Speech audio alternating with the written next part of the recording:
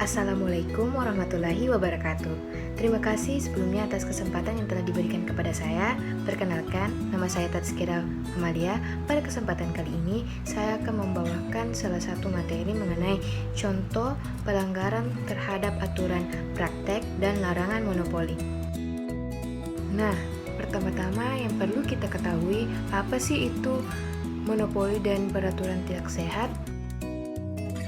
Menurut Mustafa Kamal Rokan, di dalam Undang-Undang Nomor 5 Tahun 1999 menekankan pada proses terjadinya monopoli bersaing secara tidak sehat. Lebih tegas, praktek monopoli adalah proses pemusatan, sedangkan monopoli adalah kondisi pasar akibat dari praktek monopoli itu sendiri. Menekankan pada praktek monopoli berarti mengabaikan monopoli yang terjadi secara alamiah. Adapun pengertian secara umum, menurut ULPM dan PUTS, yaitu sebagaimana yang telah dijelaskan sebelumnya, bahwa pengertian praktek monopoli dan persaingan usaha tidak sehat menurut ULPM atau Undang-Undang Larangan Praktek Monopoli dan PUTS persaingan usaha tidak sehat adalah pemusaran kekuatan ekonomi yang mengakibatkan dikuasainya produksi dan pemasaran barang atau jasa tertentu sehingga menimbulkan persaingan usaha tidak sehat dan dapat merugikan kepentingan umum. Selanjutnya itu contoh kasus pelanggaran terhadap aturan praktik dan larangan monopoli. Salah satu contoh kasus yang diambil dari sumber Detik News yaitu persekongkolan tender dalam proyek pembangunan Rumah Sakit Umum Daerah atau RSUD Kota Makassar tahun anggaran 2017. Menurut Ketua Majelis Komisi Chandra Setiawan, terbukti secara sah dan meyakinkan bahwa para terlapor 1, 2, 3, dan 4 terbukti bersalah. Dengan itu, mereka memenuhi unsur melakukan persekongkolan sebagaimana di atas dalam pasal 22 Undang-Undang Nomor 5 Tahun 1999. Oleh karena itu, kepada terlapor 1 sebagai pemenang dikenakan sanksi berupa denda. Tak hanya itu, KPPU atau Komisi Pengawas Persaingan Usaha juga memberi sanksi terlapor pertama dengan tidak dapat mengikuti tender pembangunan seluruh rumah sakit di Indonesia selama 2 tahun lamanya, baik menggunakan APBD maupun APBN. Sementara 3 perusahaan lainnya diberi sanksi tidak bisa bersama-sama mengikuti kegiatan tender untuk menghindari terjadinya persekongkolan lanjutan.